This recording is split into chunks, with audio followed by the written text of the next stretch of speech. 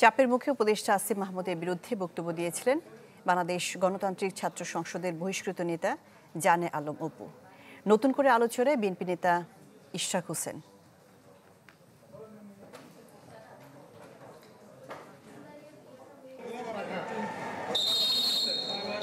রাজধানীর গুলশান থানার চাঁদাবাজির মামলায় দায় স্বীকারের পর কারাগারে গণতান্ত্রিক ছাত্র সংসদের বহিষ্কৃত নেতা জানে আলম অপু।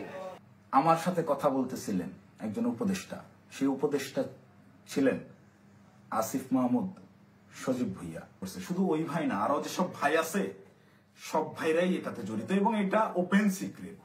বুধবার রাতে তার একটি ভিডিও প্রকাশ হয়, যেখানে উপদেষ্টা আসিফ মাহমুদ সজীব ভুইয়াকে জড়িয়ে চাঁদাবাজি সহ বেশ কিছু অভিযোগ আনেন তিনি। দাবি করা হয়, গ্রেপ্তারের আগে এক বন্ধু ফোনে তার জবানবন্দি রেকর্ড করে রাখেন।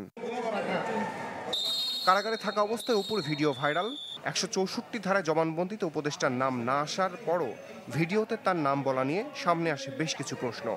সংবাদ সম্মেলনে অপুর স্ত্রীর অভিযোগ, গ্রেপ্তারের আগে তার স্বামী অপুকে জোরপূর্বক আটকে রেখে ভিডিও ধারণ করা হয়েছে। তার ইঙ্গিত বিএনপি নেতা ইশরাকের দিকে।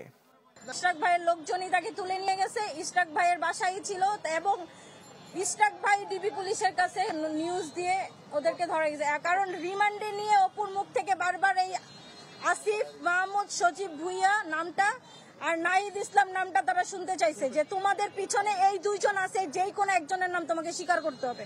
সে কিন্তু 164-এ কোথাও এই দুইজন উপদেষ্টার কারো নাম সে বলে না। এদিকে জানে আলম অপুর কাছে জোরপূর্বক স্বীকারোক্তি আদায়ের অভিযোগ এনে ইশরাকের বিরুদ্ধে ঝাড়ু মিছিল করেছে এনসিপি ঢাকা মহানগর দক্ষিণ। রমিজ হুসাইন, চ্যানেল 24, ঢাকা।